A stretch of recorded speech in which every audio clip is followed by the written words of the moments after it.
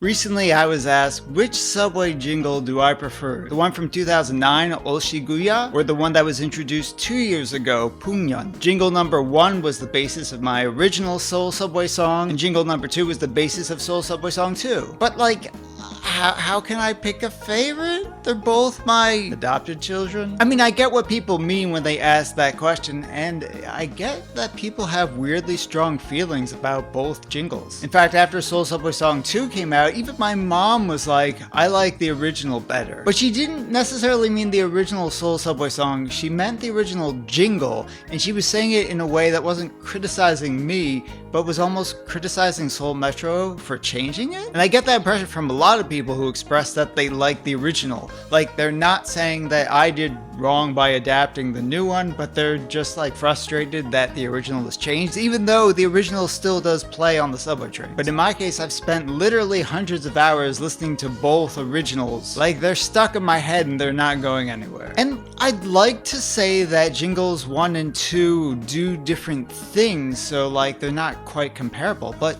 is that even true? Because both of them are intended to be subway transfer jingles. So doesn't that put them on equal footing, at least for comparison and criticism? I've got a lot of thoughts about both of them. So before I get into how good either of them are, we have to discuss what they are or where they come from. And that is, they're trying to evoke traditional Korean music, but they are not traditional compositions themselves. Now, my understanding of traditional Korean music is very limited. I can't claim to understand it, but as far as I know, you've got a few broad categories, like pansori is supposed to be voice with a drum. You got sanjo, which is supposed to be an instrument, a melodic instrument with a drum. And then you got samunori, which is a bunch of drums. Traditional Korean music has a lot to do with drums. But also, as far as I'm aware, the composition of jingle number 1 with multiple traditional instruments is not really standard in terms of what traditional music was actually like. I could be completely wrong about this. Again, I don't have a clear understanding, but I think compositions that include groups of various traditional instruments is a more recent innovation, perhaps from the last century. In any case, 얼씨구야 was composed 20 to 15 years ago. I'm not sure if it was composed specifically for a subway transfer jingle, but that's what it became. There is a complete track. The transfer jingle doesn't play the whole thing. It doesn't repeat itself, but it's like 30 seconds long or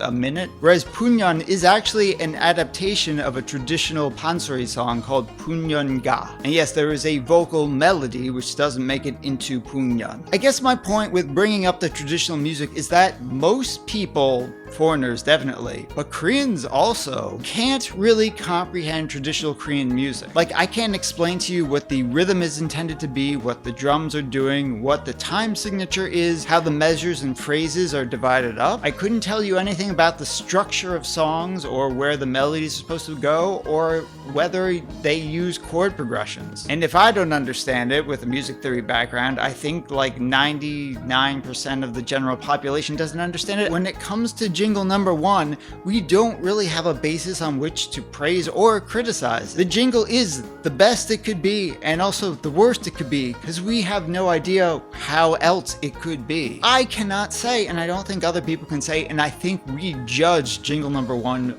based on our limited understanding. It is what it is, and it has to be the way it is. Our inability to criticize it for any of those reasons is to its benefit. And that's why I think a lot of people feel very precious about it, because it's unique in the context in which it's presented. You know, we can't imagine anything else it could be. Jingle number 2, on the other hand, is a different story. A modern adaptation of a traditional song. The original song, I think, has a sort of 3/4 rhythm, whereas 풍년 has a 4/4 rhythm. The melody is 4 measures long, and then the next 4 measures repeat the first 4. We understand that chord progressions, it's just 1 and 5. It goes 1, 5, 5, 1, over and over. We understand the piano background, we understand the bass, we understand the drum beat, and because it fits into our comprehension of modern, soft rock music, we can criticize it for that reason. Should the drum beat be faster? Should the drum beat be slower? Should it be using different drum instruments? Are the bass and piano enough harmony? Should there be more instruments harmonizing? Should there be an additional melody. Given our understanding of that type of music, there are so many more things it could be,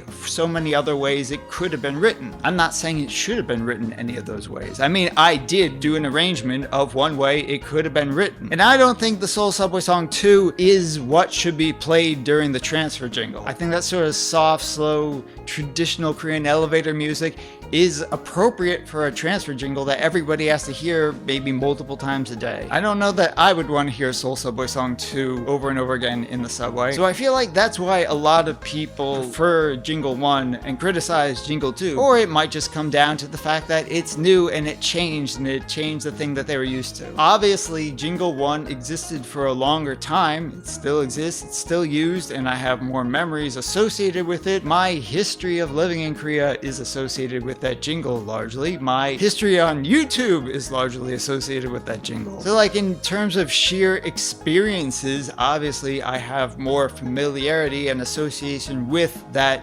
first jingle. But that doesn't mean I'm gonna say that it is superior in itself musically compared to Jingle 2. To me, they really are doing separate things. And to be honest, Jingle 2 kind of does what I did with Jingle 1 with the original Seoul Subway Song. To that extent, I'm like, hey, I get what they're doing, sorta, kinda. I guess here's a kind of challenging hypothetical. Let's say you didn't live in Korea, or you didn't live in Seoul, and you didn't have access to the Seoul subways. Would you be listening to either of those jingles for any reason in your free time? I know I would not. Neither of those jingles resembled the kind of music I listen to. We like them and we feel so strongly about them because of the associated memories and feelings we have about riding the subway. I mean, that's literally the only reason, like, the original Seoul Subway Song and Seoul Subway Song 2 worked, and the reason people like them is because it already like capitalizes on those feelings. There's nothing wrong with liking something because of the feelings associated with it. I mean, when I started getting into music, my very first CDs were movie soundtracks, John Williams, Danny Elfman, Alan Silvestri, because whenever I listened to the music, I could visualize the scenes of the movies, and I could remember the feelings of particular scenes. And I think in that way, both subway jingles are kind of like these soundtracks of our lives in and outside of Seoul. Like, I think it would be very cool if there were more jingles. Like, I know the airport train has its own jingle, and I know that when I go to the airport and I hear that, like, I